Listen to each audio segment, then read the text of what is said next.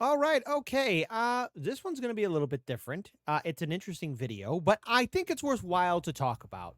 Um, we here at Chicago Reacts, first of all, look, folks, there's a lot of new changes with YouTube apparently. So for the original video and for our video, please put in a comment, like in the video, watch time for both. Because apparently what counts as a view now is even putting in a comment now. And apparently there's ID laws or AI, so I hope no one's getting card checked because it looks like it's going to get crazier. And the internet's not a safe place, so it could be a beautiful place. Just there's bad people out there, so just protect yourselves at all times, okay? And besides that, we here at Chicago Reacts have checked out Brandon Herrera's content in the past, and of course, I think last year he was running for Congress, and he's doing it again. So I think it's important that we hear his perspective. Now, I am going to put the watermark on. Oops, sorry about that. I am going to put the watermark on. It's a good thing I did pull it up because there is a movie that's being played. So, or a scene from a very popular movie. So, as far as I'm concerned, let's go ahead and enjoy this video and grab yourselves a tasty snack, tasty beverage. He's running again for Congress, and you know something? I wish him the best. But Congress is a cesspool. There is no redeeming it. Even the Roman Senate had more redemption. And that's not saying much, people. That's not saying much at all. Oh, watercolor mark. Boop.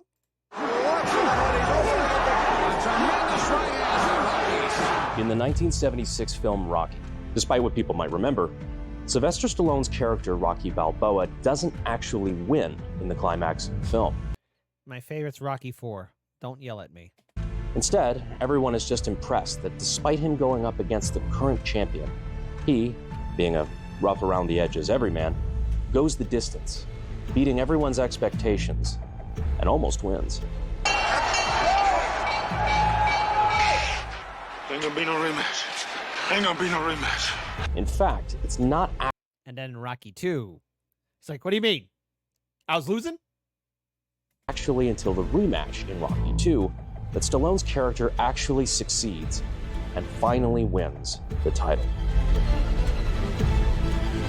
Welcome to Rocky II, Tony. My name is Brandon. Okay, oh, wait. For Rocky III, what's it going to be in for Rocky IV? Oh, Brandon, good luck, man. Herrera. I'm a serial entrepreneur, Second Amendment activist, content creator, firearm manufacturer, and 2 years ago, I made the decision to run for Congress. That's why I'm running for Congress. It was a terrifying jump into unfamiliar territory. But I did it because the congressman who represented me, Tony Gonzalez, even though a Republican, kept making bad votes that just made no sense to me. Like voting for Biden's gun control, opposing border security, selling out American interests on behalf of other countries, and a bunch of other things that shocked me. There's a problem in our republic, and that's money in politics. I'm going to let you on a little secret. Did you know your congressmen and women are doing insider trading deals? Did you know Democrat and Republican U.S. senators and U.S. House representatives, guys and gals, are able to do insider trading and make a buttload of money? And if you ever did anything like they did, oh, you never seen the light of day. To learn that a Texas Republican would vote for. And I wasn't alone. Texas Republicans were so disappointed in him, they took the almost unprecedented move of censuring him. Good. But we still needed somebody to stand up to him, which is why 2 years ago, I made the decision to jump in the Republican primary. For those who don't know, a primary election is when voters of both parties get to vote on who's going to represent their party in the coming election. So if your party's representative was particularly bad, like mine was, you get the option to replace them. Now, statistically, replacing an incumbent that wants to run for re-election is very hard to do, but we gave it a shot. What followed was one of the craziest 10-month journeys of my life, running for office in Texas Congressional District 23, one of the That's a big old district, man. biggest in the country, against one of the best funded members of Congress in the entire country. I'll get more in a couple details later, but long story short, we succeeded in our goal of taking him to a runoff, which in certain states, Texas being one of them, if the incumbent doesn't get above 50% of the vote in the primary, he then goes into a special secondary election, where it's between the people who came in first and second. which means all the challengers were taken off the board except for me and Tony. What followed was a brutal 2-month runoff where I had all of the guns and money of the establishment pointed directly at my forehead. With over $10 million being spent against me, and not spent like 10 to 1. All that money being used on a campaign to essentially slander me where I live.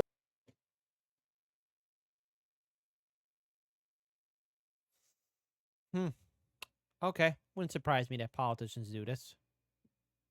Wouldn't surprise me. But you know what? 3, 2, 1. Stand with Brennan. There you go. I lost. By like 400 votes. By 1%. That is the map of an incumbent that was not having a good time. DC was kind of panicking. I mean, even the Speaker of the House came down and campaigned against me in a primary. But you know what? I came away from it being pretty optimistic, thinking that, even though we just narrowly lost, maybe, just maybe, it made a difference. For one, we drained the DC establishment of millions of dollars that they weren't expecting to have to spend in this race. And I was hoping, maybe this is a big wake-up call to Tony that, hey, half of your district is very, very upset with the job that you're doing. And if you don't start voting right, we can replace you. Like King Leonidas in 300, just reminding Xerxes that he can, in fact, still bleed. And it worked. Just kidding. Like 3 days after the election was over in November, he was on CNN arguing against deportations. If the message is we're here to deport your abuelita, that's not going to work well. But hey, it was a nice thought, right? When these people win, they feel untouchable. They will continue to do favors for the people who kept them in office and vote for garbage without any sense of accountability. Oh, God, her. Nancy Pelosi, who's always drunk. That's the poor people doing today. It's me, Nancy. I'm here to tell you I do inside saying. I'm a drunk all the time. Nancy Pelosi, how you doing? Good morning, Sunday morning. Don't worry about my husband, Paul, getting a hammer to the butt. Hey, if you think I'm joking about that, if you think I'm joking, I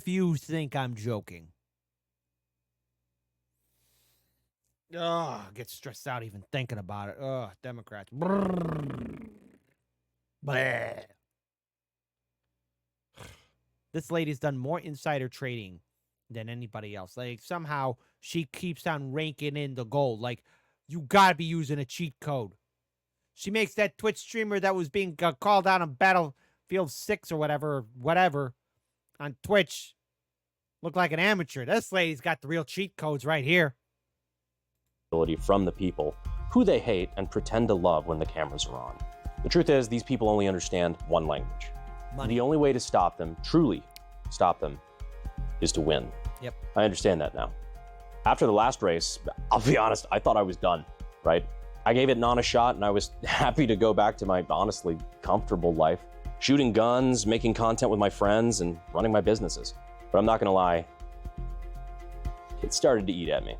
Those things that I didn't like about DC, about my congressman, they didn't change. The things that the voters in the district were upset about, the reason so many of them were sick of their fake conservative congressmen, they didn't change. People in the political world kept telling me, oh, nobody wins on their first try, even during my first try, which, I'll be honest, kind of ticked me off because I was, gunning to prove them wrong. Spoiler alert. But knowing all the problems that made me run the first time were still there, the more I realized that if I just decided to give it up now, I'd just be a quitter. I'd be giving up on the district. I'd be giving up on all the voters who counted on me. All of you who gave to the campaign, who volunteered, door knocked. As much as it's more comfortable to just look the other way, I can't bow out of a fight if I know I can make a difference. It's just not how I'm wired. Texas District 23 deserves a real conservative, not a cheap fake who plays one on TV. Texas is the new Hollywood. Or sometimes weirdly just forgets to try to. Somebody who actually understands and respects the Constitution. You don't want Hollywood. Hollywood is an area of crap too. Which one's worse, DC or Hollywood? I'll let you in on a secret. They're both intertwined with scum and villainy. There. Just throwing it out there. Not just as like a cheap line, but actually respects it. Someone who will vote not just to protect, but to enhance your gun rights. Not vote to throw them away when it gets inconvenient. Someone who will actually put America first, not talk about being America first while giving billions of dollars to foreign countries while America goes trillions deeper into debt. Someone who will actually vote to protect America's borders, not just claim that they will on TV during election season. Texas deserves better than Tony. I'm willing to put my life to the side to stand up and take that fight. And if I can, I'd like to ask for your help just one more time to help me do it. Last time, I think we might have actually broken a record for a number of small dollar donors in a congressional race. The amount of you guys that were able to put together even just $5, $10, $20 blew away the DC professionals. I'm not even kidding. I had these conversations after the race with DC types who do political data for a living, and they were in literal disbelief of what we were able to put together. All with no big super PACs, no special interests, no foreign. I think you got a shot, buddy. Go for it. Just beware of the monsters. There is no light in DC, only cesspool. Only evil. We need an Aurelian of our time. Are you him? Foreign lobbyists, just me and you guys. They literally didn't believe me until I showed them the numbers. I mean, we were able to raise over $1 million without having to play the DC games and beg people who definitely don't expect favors in return. But this time, I want to make sure we give them a fight they're not ready for. I'll give you a war you won't believe. You can check out the campaign website and donate at BrandonHerreraForCongress.com to help with this fight. But first, before I even make that ask, I just want to show you that I'm putting my own money where my mouth is. Last race, I ended up putting about $150,000 of my own money in the campaign over the course of, let's say, 9 months or so. Much more if you include opportunity cost. I'm planning on doing a lot more this time. And to start off strong, I'm going to be matching your donations in the month of August up to $100,000 personally, so we could blow this first month's projections out of the water. I hate that money is such a pivotal part of politics, but last time I saw exactly what happens when you didn't have enough. The establishment could barely handle us last cycle, and money and slander were the only two weapons they had. All right, Internet. I heard there's a famous saying from the fat electrician. You gotta be the bigger bully. While I live in Chicago, and no, I'm not Democrat or Republican, Brandon, some of your content and some of your wise words, especially, one of the React videos that I did where there was a self-deletion. And I just want to say that I wish you all the best for your campaign. And your words do make an impact. This time, if we keep the momentum up, they don't stand a chance. I want them to be afraid. Not like I've got dirt on the Clintons and I'm about to catch a plane afraid, but... Careful with that. You know. Last time we also did monthly giveaways for people who donated to the campaign, whether it was stuff made by us or it was invitations to me and Cody's range days. And don't worry, even though it hasn't been announced yet, everybody who donates $5 or more to the campaign will automatically be entered in that giveaway. And recurring donors will automatically be entered in the future giveaways as well. And it probably goes without saying, but just to clarify, all of this campaign money will be going directly into campaign ads, yard signs, TV, social media, Facebook. Yes, Facebook, trust me. Radio ads, banners, etc.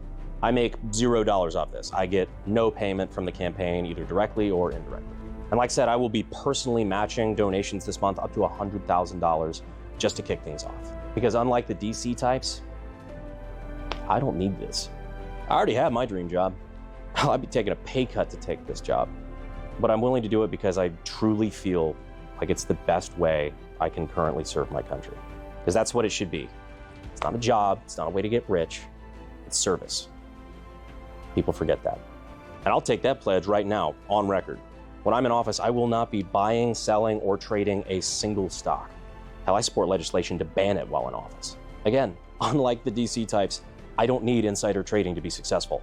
Although if you're looking for stock tips, I'd just recommend doing what Nancy Pelosi does. I hear that. No, don't do what Nancy does. Listen, you got to be careful because I heard they're going to be passing a law that if you're doing anything similar to her, they're going to arrest you, man. Like, they don't want us to do anything anymore, man. They're doing ID checks on YouTube now. They're spying in on us. You remember life before all this? Remember fun? Tends to work out for some reason. But yes, I am officially throwing my hat back into the ring to finish what I started and get a turncoat Republican out of office. I am tired of Republicans saying that they're going to go in and they're going to fight for us. And then when the time comes to fight for something specific, They cave, they capitulate, they say, I had no choice. Most of them didn't even bother to fight in the first place. They can't buy me because they can't afford me. They can't threaten me because I'm not afraid of them. But they will attack me because they're afraid of people like me, people they know they can't control. You don't spend millions of dollars beating somebody you don't consider to be a threat. As the saying goes, you take the most flack when you're over the target. That's my cue.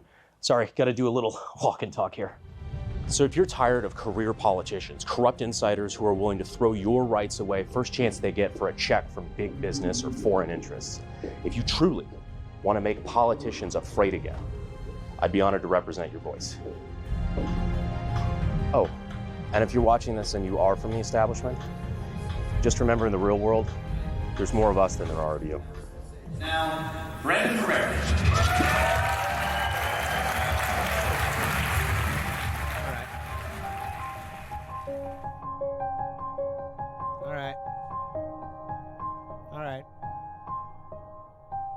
All right. I don't live in the great state of Texas.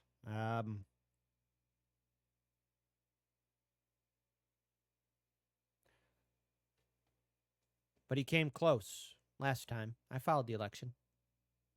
And he's got my respect. So, okay, Brandon. Good luck to you, man.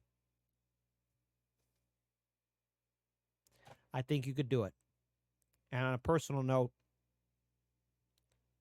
some of your content as a veteran actually helped me. All right? So I say this as someone who's not a conservative. I say this as just a regular guy from Chicago.